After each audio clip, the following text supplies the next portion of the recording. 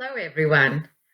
Environmental, social, and governance, ESG, has not only received bottoms up interest, but a more stringent regulatory environment now is requiring a transparency of information and data flows.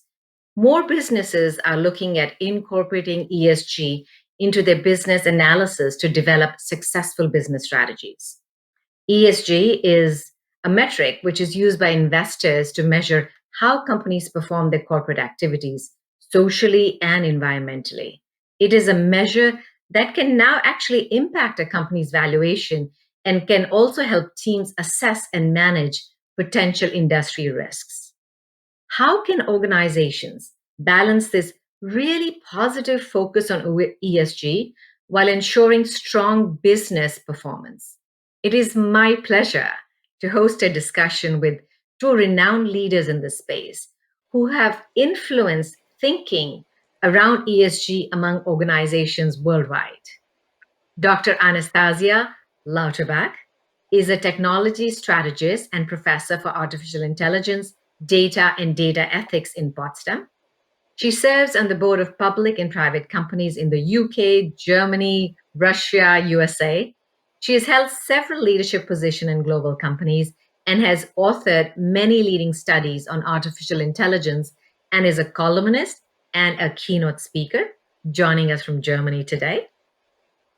Then we also Hello. have, hi there. We have Arun Kumar Sharma, who is a president of Grovepike Associates, a financial advisory firm in Washington, D.C.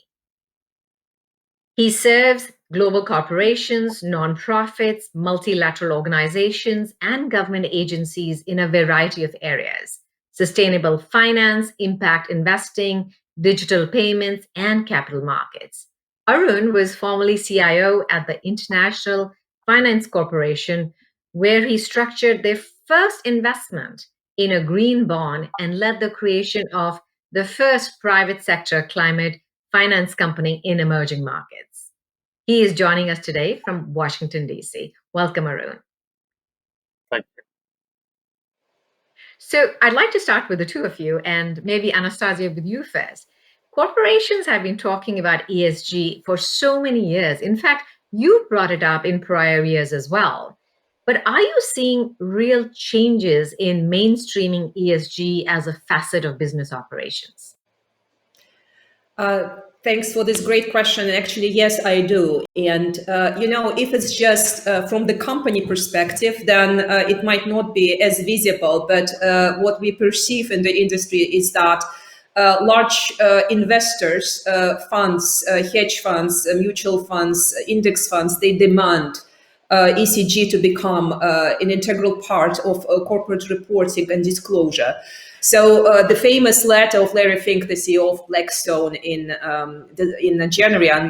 January 17, 2017, was emphasizing the need of ECG matters in disclosure. And he was saying to all the companies his company was invested in that please, you have to disclose it and we will pay attention. So the BlackRock obviously is a huge investor. It plays such an important role in everything. So the voice of Larry Fink counts. And that was probably one of the first events that the subject became so prominent on the agenda. So all boards I've had pleasure to serve on, we talk about ECG a lot, and our companies are actually disclosing more and more things and building programs around this. For example, at EasyJet, the new program on carbon footprint of EasyJet as an airline, which was built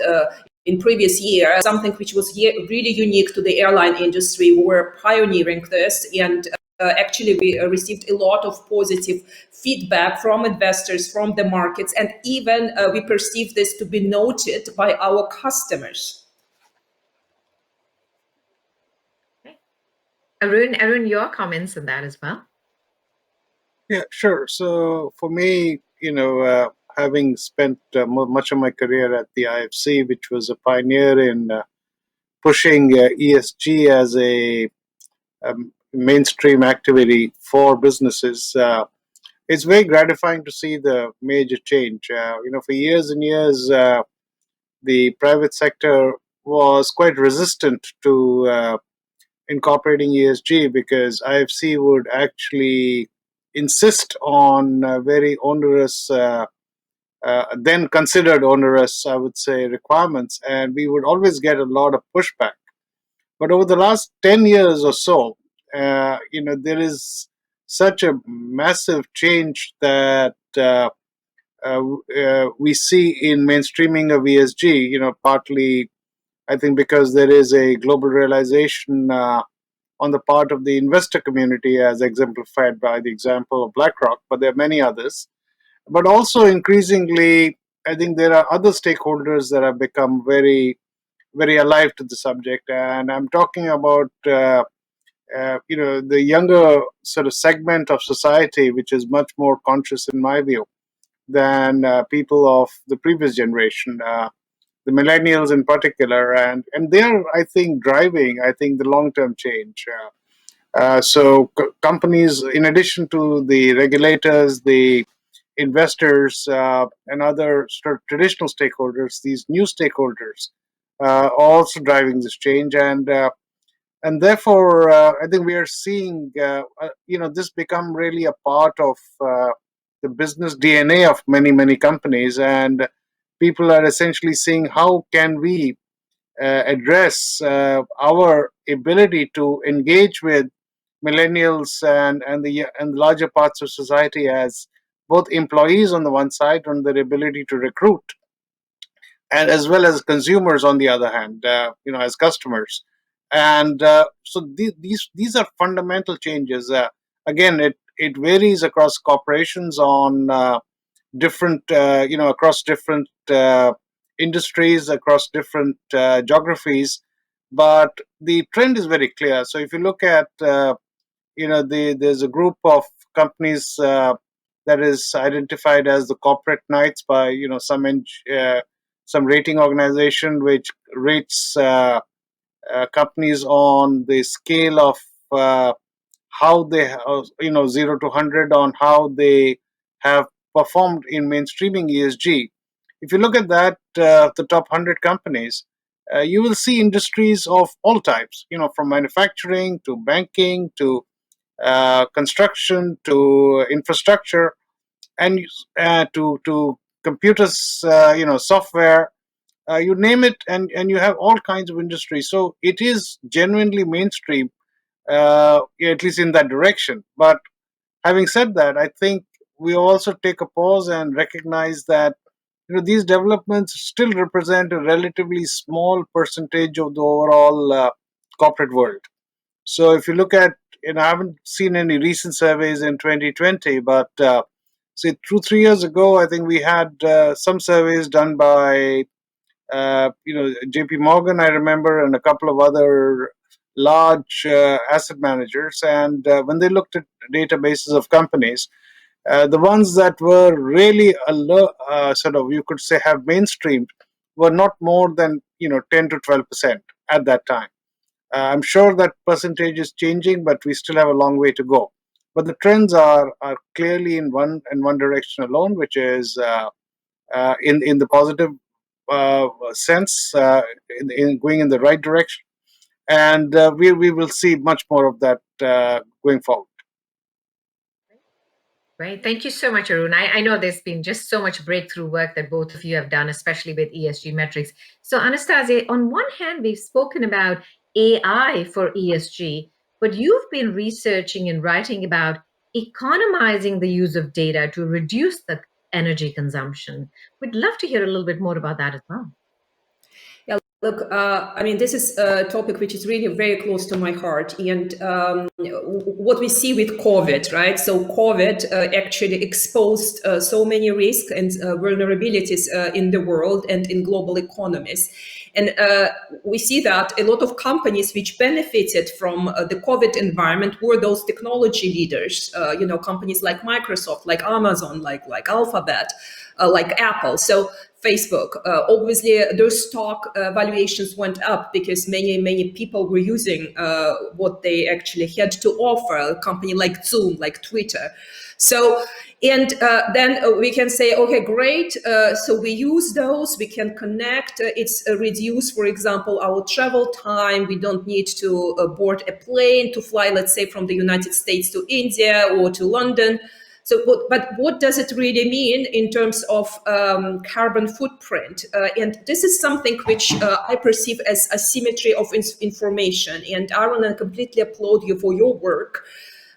Yes, the trend is going into one direction. So more ESG disclosure, more transparency, but still there are very big gaps. And I'll give you a couple of figures which maybe could be perceived as counterintuitive. So if a soccer player like Ronaldo, who is famous in so many countries, when he posts one picture of himself on Instagram, so just alone this event, it consumes the same energy amount as 6 households in the whole year in Germany. 6 normal families with everything what they are doing, 6 households or one picture. So this is obviously a very asymmetric usage.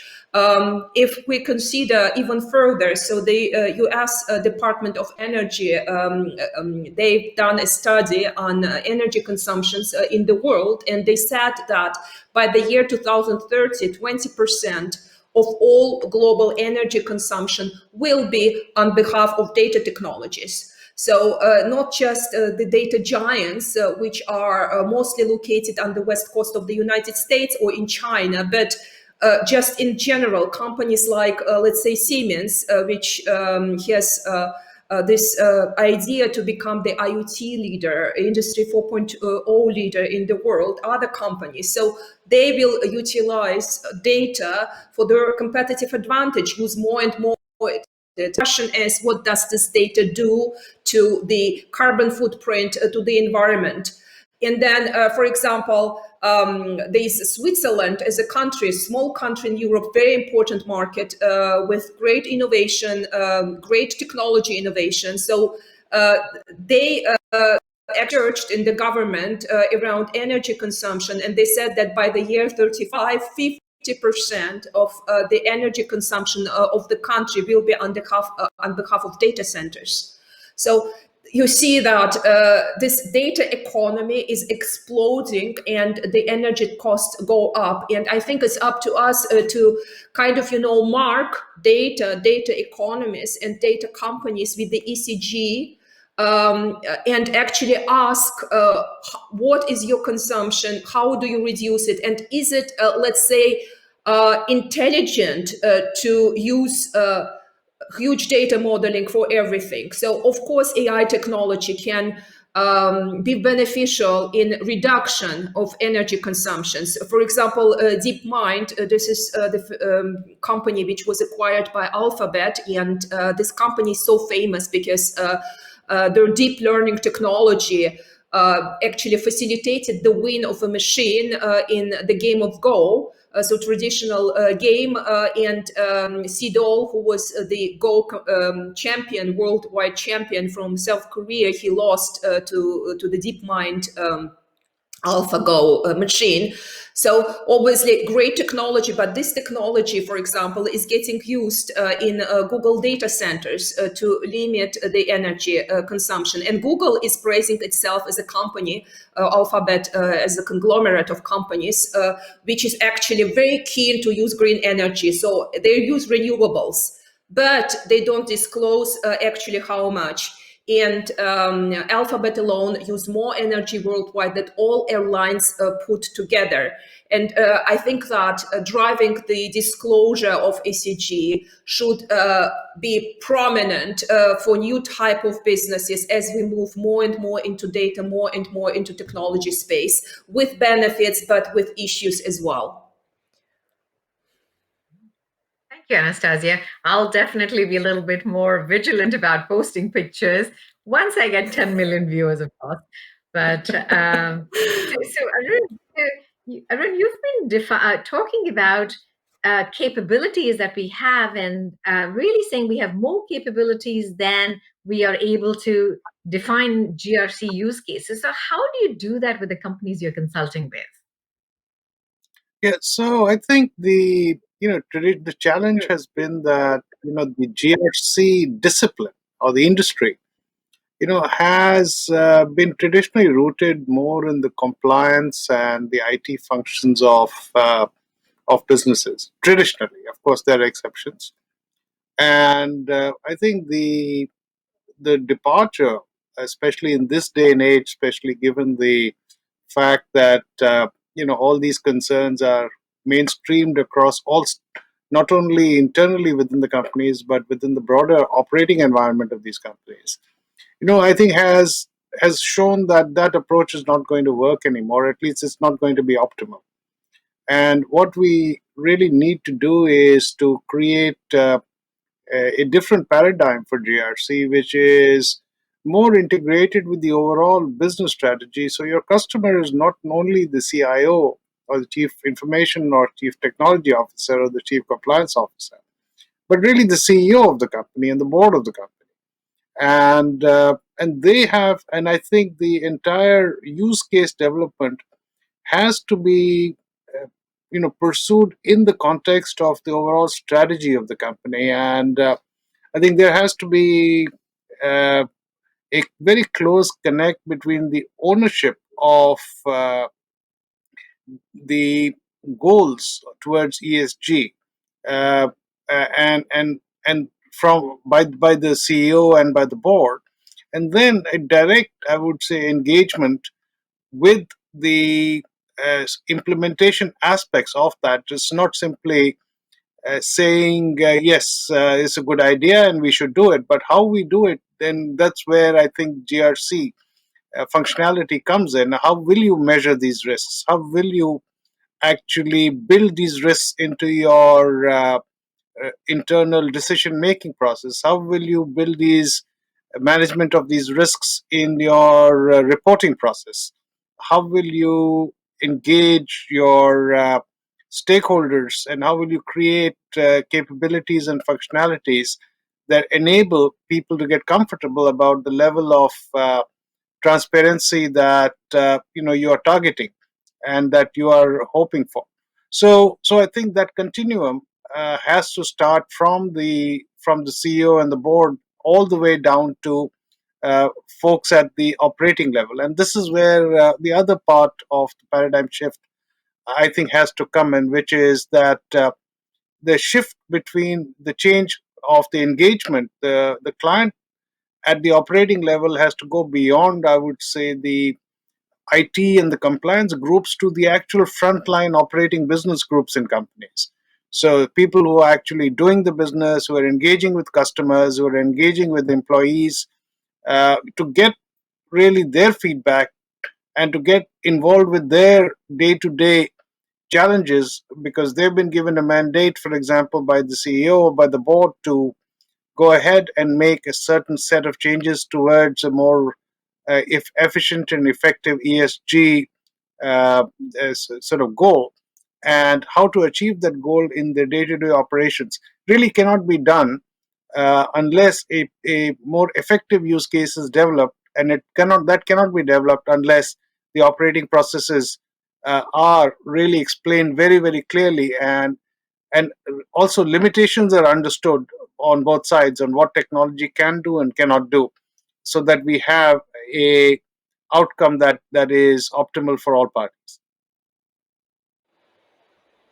Thank you, Arun. So Anastasia, I know that the EU regulations on sustainability related disclosures will take effect on March 10th, 2021. And in fact, companies listed on the Hong Kong Exchange must also now disclose certain ESG metrics to comply with regulations. So, in such an environment where transparent disclosure to stakeholders becomes even more important, how can we have a risk and compliance framework support these efforts? And it's, Arun and both Anastasia, I'd love to hear from both of you on this. What sort of framework can companies start utilizing? So In my eyes, time will pass before we come to a world where, let's say, ECG disclosure is as strong things like financial results of a company in according to a local GAAP or international accounting standards. So time will pass before we have like strict definitions and frameworks available to everyone in any industry at any size of a company. So what we need to understand from the framework perspective that ECG is deeply horizontal. It touches more or less everything in the company. So the operational side, so the risk of geographies and political risk, down to the culture. And what I am always kind of thinking about, it's not just the matter of some standards to disclose, but it's a cultural aspect and it's the matter of leadership. So, and obviously it has to start from the top. So, and Arun, what you're saying about the executive leadership teams and the board, the CEO, this is so true. If this group of people is driving transparency and disclosure, then things will change. If they are just paying lip service to this, then obviously they would not change. So I am very keen to look into all kind of experiments and case studies on how to report and how to measure the ECG risk. And at some point in time, we will come to transparency and to a library of KPIs, which will be helpful for businesses to pick from and to experiment with those. In my world, in the world of data, really, we are really in infancy in how to measure the impact, for example, on environmental concern data technologies. So there is this initiative, which is not European, by the way, where the data and the data privacy became religion. So in Europe, but we have an experiment in Canada, in Montreal, which the University of Montreal came out with an index to measure the carbon footprint of data technologies, and even down to data models the companies can use to assess what they are doing. Is it perfect? By no means. It's not perfect, but this is something which starts. And I expect more and more exchange on benchmarking in Europe. And I hope that here Europe might actually come to the leading edge in the world as the continent requires new standards, new thinking. And this, I think that COVID situation actually speed up those developments. Still, it would probably not humble enough to claim that Europe is on a cutting edge here. We need to address the whole world and look at the benchmarks and use cases everywhere and then adopt those. Keeping in mind that this is a deeply horizontal topic coming across the company once again, and where leadership of the company is pivotal to make things happen. Thank you. So, Arun, any quick additions to that before I turn to my last question? Yeah, so just on the specific question of the disclosure regulation that you mentioned, so that's a very limited, not a sort of disclosure regulation. It's really focused on the asset management industry in Europe, which is licensed under EU regulations. So it will impact the UK as well, although UK has left the EU, but certain aspects of this will be onshored back into the UK as well. And the regulation itself focuses on three things. It first focuses on the disclosure of the investment process of asset managers in Europe and what they are doing specifically to assess the environmental, social, and governance risks of companies that they are looking to invest in. So the exact investment process they will follow, they will need to disclose that both in their in their annual reports, but also there is a second part of it which is in their website disclosures, which also will relate to ESG risks in their portfolios.